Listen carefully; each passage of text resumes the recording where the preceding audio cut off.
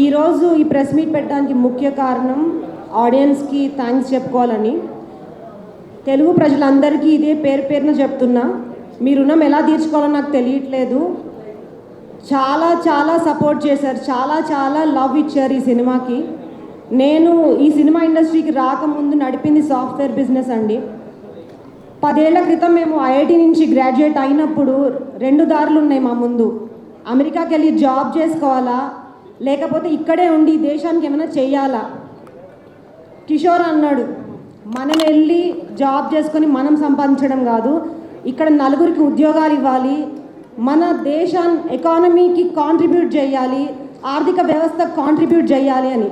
అందుకేనండి మా కంపెనీ బయట రిజిస్ట్రేషన్ చేస్తే ట్యాక్సెస్ ఎంతో తగ్గే అవకాశం ఉన్నా కూడా మేము అవన్నీ పక్కన పెట్టి ఇక్కడ రిజిస్ట్రేషన్ చేసి ఇక్కడ ట్యాక్స్లు కట్టి మా వంతు కృషి మేము చెయ్యాలి, దేశం కోసం మా ఆర్థిక వ్యవస్థను ఇంప్రూవ్ చేయడం కోసం మా వంతు కాంట్రిబ్యూషన్ మేము చెయ్యాలి అని గట్టిగా సంకల్పించుకున్నాం.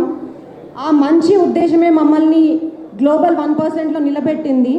అదేవిధంగా ఈరోజు నాగబంధం అనే సినిమాని మన సనాతన ధర్మాన్ని నిలబెట్టడం కోసం, మన పిల్లలకు మన హిస్టరీ చెప్పడం కోసం, మన పెద్దవాళ్ళు మన ధర్మాన్ని నిలబెట్టడం కోసం చేసిన సాక్రిఫైసెస్ని చూపించడం కోసం ఈ సినిమా ఇలా తీసామండి. సో చాలా మన ఉద్దేశం మంచిదైతే పంచభూతాలు కూడా మనకు సపోర్ట్ ఇస్తాయి అన్నట్టు ఆన్లైన్లో ఎంత నెగిటివ్ రివ్యూస్ ఉన్నా కూడా బుకింగ్స్ పెరుగుతానే పోతున్నాయి. షో ఆన్ షో, ప్రతి షోలో నేను కొన్ని థియేటర్ విజిట్స్ చేశాను, ఎంత హౌస్ఫుల్స్ జరుగుతున్నాయి. అందరూ ఎంత ఎమోషనల్ ఫీల్ అవుతున్నారు. కొంతమంది డైరెక్టర్ గారు విజిట్ చేసినప్పుడు ఆయన కాళ్ళు మొక్కారు, అమ్మ ఇట్లాంటి సినిమాలు ఇంకా ఎన్నో తీయాలి మీరు అని నాకు ఎంతో ఎంకరేజ్మెంట్ ఇచ్చారు. ఫస్ట్ టైం ప్రొడ్యూసర్గా నేను వచ్చి ఇంత పెద్ద స్కేల్లో ఈ సినిమా తీసినప్పుడు నాకు ఇంత ఎంకరేజ్మెంట్ ఇచ్చిన మీకు చాలా చాలా ధన్యవాదాలు తెలియజేసుకుంటున్నాను. మీ ఎంకరేజ్మెంట్తో నాలాంటి ఎంతోమంది ప్రొడ్యూసర్స్ వచ్చి ఇలాంటి ఎన్నో మంచి మంచి సినిమాలు తీస్తారని ఆశిస్తున్నాను.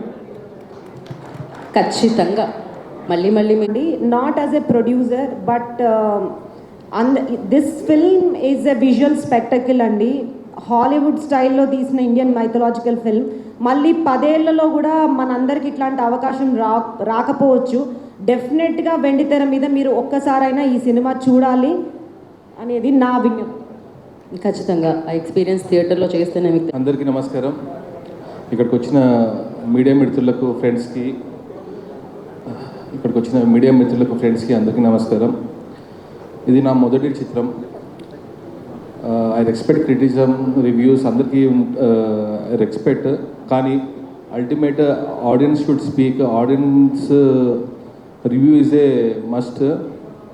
కొన్ని మిస్టేక్స్ జరిగినాయి ఉండొచ్చు సినిమాలో. లెంత్ అన్నారు, ఫస్ట్ హాఫ్లో సాంగ్ అన్నారు, దాన్ని ఇప్పుడు తీసేసినాము. ఫస్ట్ హాఫ్లో సాంగ్ అనేది డిస్టర్బెన్స్ ఉందంటే సాంగ్ తీసేసినాం. సెకండ్ హాఫ్లో క్లైమాక్స్ లెంత్ ఎక్కువైందంటే అది కూడా ట్రిమ్ చేసినాము.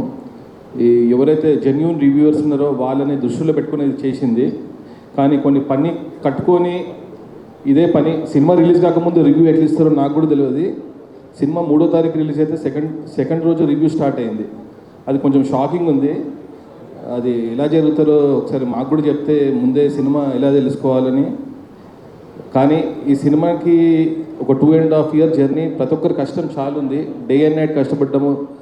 ఇలాంటి సినిమాని సపోర్ట్ చేస్తానికి వచ్చిన ప్రొడ్యూసర్స్, ఫస్ట్ టైం ప్రొడ్యూసర్స్ని, న్యూ హీరోని మీరు అందరూ ఎంకరేజ్ చేయాలి.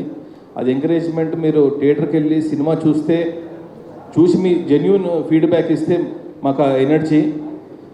ఈ పెయిడ్ రివ్యూస్ దాని మీద నమ్మకండి. జెన్యూన్ రివ్యూస్ని చూడండి.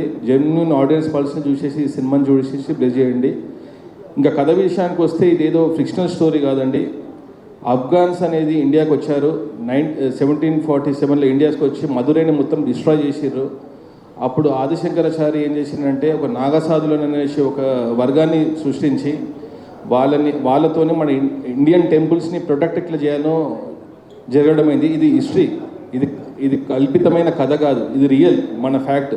మన హిందూస్ని ఎంత దారుణంగా చంపినరో చేసిండ్రో నేను చూపించింది ఒక 10%. అది రియల్గా మీరు బుక్స్ గిట్లా చూస్తుంటే అది మనము విట్నెస్ చేయలేమన్నమాట, అంత డేంజర్గా చూసినాను. మీరు కూడా చూసి మన హిందూస్కి జరిగిన అన్యాయంని ఇప్పుడు కూడా జరుగుతున్న అన్యాయాన్ని మీరందరూ విట్నెస్ చేయాలి, మీరందరికీ నెక్స్ట్ జనరేషన్కి కూడా చెప్పాలనేసి ఒక సినిమా ప్రయత్నం చేసినాము. మీరందరూ ఈ సినిమాని చూసేసి ఆదరిస్తారనేసి బ్లెస్ చేస్తారని కోరుకుంటున్నాను. Thank you.